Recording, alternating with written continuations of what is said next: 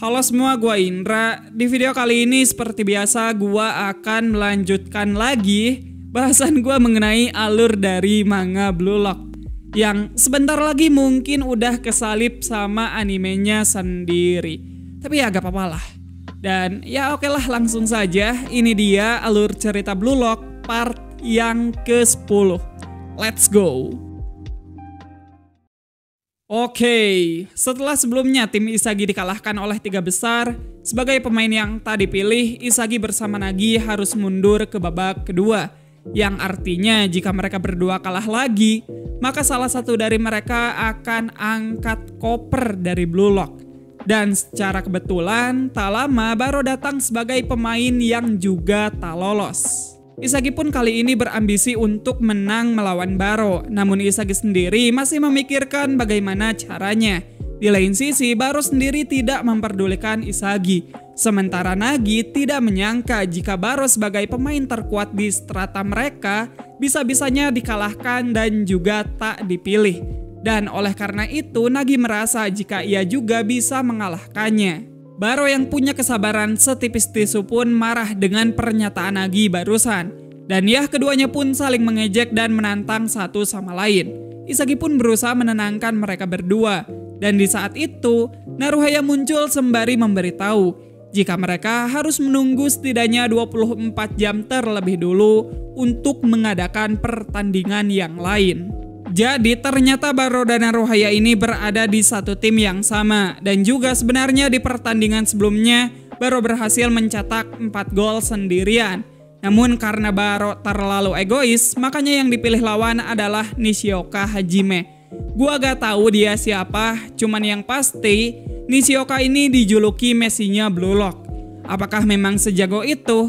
Tapi katanya lagi cedera nih pemain. Well, kedatangan Naruhaya sendiri berhasil meredakan tensi antara Nagi dan juga Baro. Dan setelah itu, Naruhaya dan Baro pun pergi sambil meninggalkan sebuah tantangan. Beberapa saat kemudian, Isagi dan Nagi diperlihatkan tengah ada di ruang tahanan. Maksudnya di ruang istirahat. Cuman kayak nggak ada bedanya sih sama sel penjara. Nagi kemudian bertanya mengapa Isagi tak setuju melawan Baro. Padahal menurutnya Baro adalah calon anggota tim yang bagus. Dan Isagi pun menjawab untuk saat ini mereka masih belum memiliki strategi yang bagus. Terlebih senjata mereka hanya berguna saat mendapatkan umpan-umpan manis. Jika di tim mereka tidak ada orang seperti Bachira ataupun Reo, maka mereka tidak akan bisa bermain seperti yang mereka mau. Baik Isagi maupun Nagi di sini cukup kebingungan memikirkan cara untuk menutupi kekurangan mereka. Di keesokan harinya, Nagi dan Isagi pun pergi makan di ruangan yang sudah disediakan. Di sana nampak sudah ada beberapa pemain yang juga tidak lolos. Nagi pun menanyakan siapakah yang akan mereka lawan selanjutnya. Dan Isagi menjawab jika mereka hanya melawan Kroco, tentu saja mereka akan menang dengan mudah. Namun jika demikian, di babak selanjutnya mereka akan kalah dan mundur lagi. Nah, maka dari itu mereka tidak punya pilihan lain selain melawan tim kuat untuk mendapatkan rekan yang kuat juga. Meskipun resikonya juga sangat besar, namun itulah satu-satunya pilihan mereka supaya dapat terus melaju. Dan tentunya hal ini juga dipikirkan oleh semua tim yang tidak lolos. Beberapa saat kemudian, Isagi menjalani latihan bersama manusia Blue Lock sendirian. Dan tak lama, Naruhaya muncul sambil menanyakan musuh yang akan Isagi lawan selanjutnya.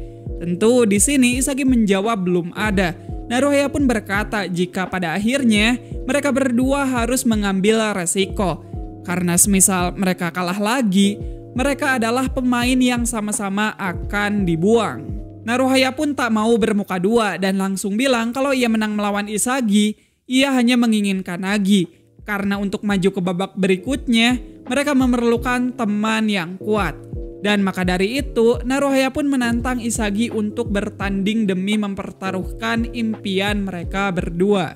Setelah Naruhaya berkata seperti itu, tentu Isagi tidak bisa mundur begitu saja. Dan ya, pertandingan antara Isagi, Nagi melawan Baro Naruhaya sudah ditentukan dan akan dimulai 24 jam dari sekarang. Selang beberapa waktu, Isagi pun melanjutkan latihannya bersama Nagi. Dan setelah latihan berkali-kali, Nagi merasa jika latihan mereka hanya buang-buang waktu saja. Sebenarnya Nagi tak masalah dengan Isagi yang sudah menjadwalkan pertandingan. Namun masalahnya sekarang mereka masih tak memiliki rencana apapun.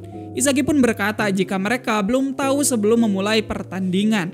Dan menurutnya untuk mengetahui cara mengalahkan Baro, baru bisa diketahui ketika langsung menghadapinya. Nagi pun di sini setuju jika mereka ingin lolos maka mereka harus menemukan kekuatan 1 lawan 1 saat berhadapan dengan Baro. Nagi juga memutuskan untuk di awal-awal ia akan mengurus Baro dan Isagi akan melawan Naruhaya. Sementara itu Baro dan Naruhaya juga sudah selesai dengan latihan mereka. Di sini Baro menyuruh Naruhaya untuk tak menghalanginya saat bertanding.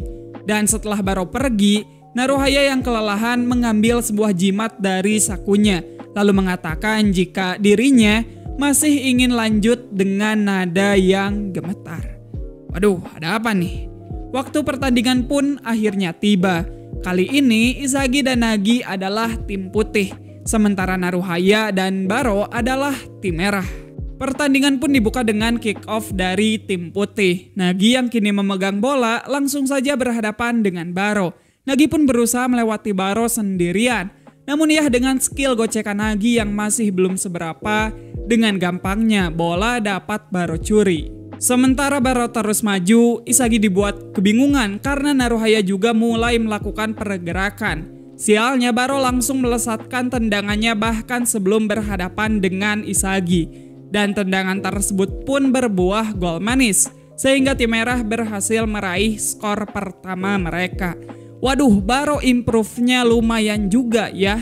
Pertandingan pun kembali berlanjut. Kali ini giliran Isagi yang menggiring bola. Dan tentu saja yang akan menjadi lawan Isagi adalah Naruhaya.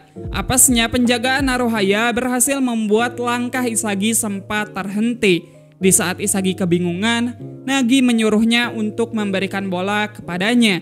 Dan sesuai arahan Nagi, Isagi pun membuang bola ke area kosong. Walaupun Baro meremehkannya, tapi ini merupakan ide Nagi untuk mengalahkan Baro.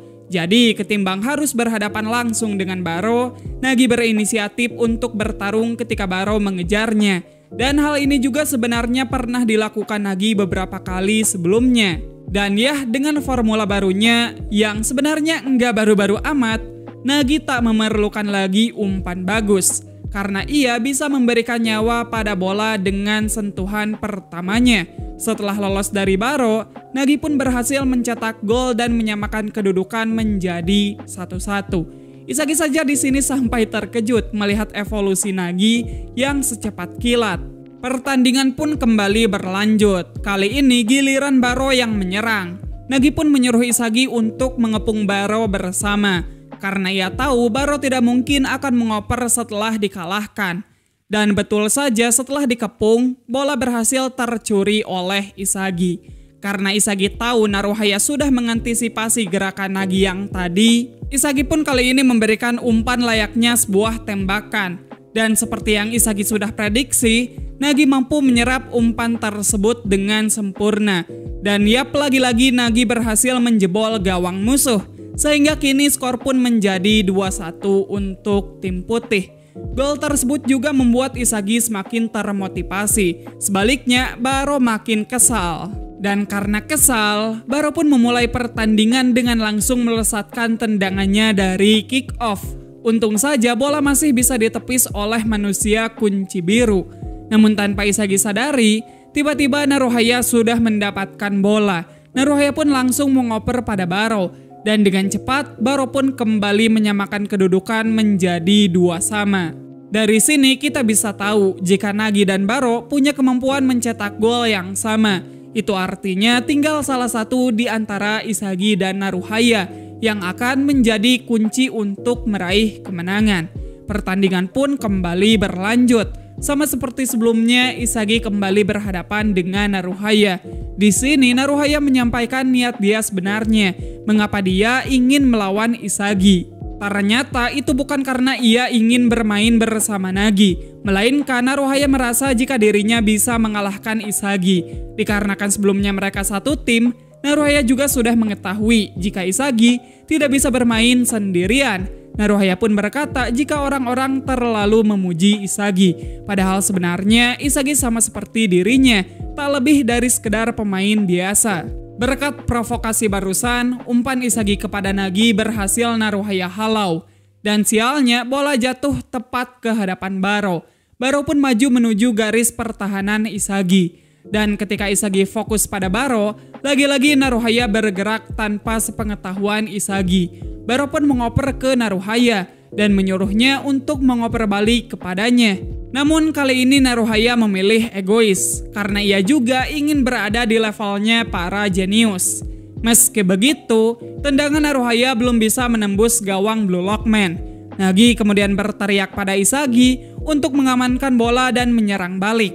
Tapi ya sialnya Baro menerobos dan memanfaatkan kembali peluang dengan sempurna. Sehingga dengan gol barusan, tim merah kembali memimpin dengan skor 3-2. Yap, baik Isagi maupun Naruhaya, keduanya punya kekurangan yang berkebalikan. Naruhaya sendiri punya pergerakan yang bagus yang tak dimiliki Isagi. Dan sebaliknya, Isagi punya skill menendang yang tak dimiliki Naruhaya. Isagi pun berpikir keras untuk mencari apa kelemahannya. Ia tidak ingin terus menjadi orang biasa. Dan begitu pertandingan dimulai kembali, Isagi yang kini menguasai bola, mulai melakukan percobaannya dengan melakukan umpan 1-2 bersama Nagi. Namun hal tersebut jadi sia-sia, karena Naruhaya terus menjaganya dengan ketat. Pada akhirnya Isagi hanya bisa mengandalkan Nagi. Ia pun mengumpan pada Nagi. Dan sama seperti tadi, Nagi bisa mencetak gol tanpa kesulitan sedikit pun. Sehingga kini skor pun menjadi imbang kembali. Isagi kemudian berpikir jika seperti ini terus, maka ia tidak akan bisa bersaing dengan yang lain. Awalnya Isagi berpikir untuk mengubah pergerakan ataupun taktiknya. Tapi kemudian Isagi sadar kalau ia ingin berubah, maka ia harus menghapus permainannya yang selama ini. Nah, ketika Isagi sibuk berpikir, Baro tiba-tiba melakukan tembakan dari kick off sama seperti sebelumnya. Beruntung tembakannya lagi-lagi tidak membuahkan gol karena Nagi mampu membloknya. Bola yang terbuang pun mengarah pada Isagi. Namun tanpa Isagi sadari, Naruhaya sudah mencuri bola dan ada di depannya. Naruhaya pun terus maju sendirian. Tetapi saat ia mau melakukan tembakan, Nagi muncul untuk menghadangnya. Walaupun sebenarnya tidak mau, Naruhaya tidak punya pilihan lain selain mengoper pada Baro. Dan sekali lagi Baro dapat menjebol gawang tim putih. Sehingga kini tim merah hanya perlu mencetak 1 angka lagi untuk lolos. Tentu sebaliknya sekarang tim putih tengah berada dalam masalah besar. Isagi pun berpikir mengapa serangan barusan bisa terjadi. Dan setelah menganalisanya, Isagi mendapatkan poin mengapa Naruhaya bisa mencuri bola darinya. Dan poin itu adalah titik buta. Jadi Naruhaya selalu melawan Isagi dari titik butanya. Dari sini pikiran Isagi pun menjadi tercerahkan. Jika 1 lawan 1, itu bukan hanya ketika dia memegang ataupun merebut bola saja. Tapi pergerakan saat tanpa membawa bola juga termasuk 1 lawan 1. Sambil berjalannya lagi pertandingan, Isagi berpikir keras untuk menulis ulang logika permainannya. Isagi pun menancapkan 2 poin yang dia dapat dari pertandingan ini dan sebelumnya, yaitu titik buta dan juga pergerakan tanpa bola. Sementara Isagi sibuk berpikir, tanpa disadari Nagi sudah berhasil menyamakan kedudukan menjadi 4-sama. Dengan skor tersebut, tentu saja kini kedua belah tim tengah berada di ujung tanduk. Namun tim merah masih sedikit diuntungkan, karena sekarang bola ada di pihak mereka.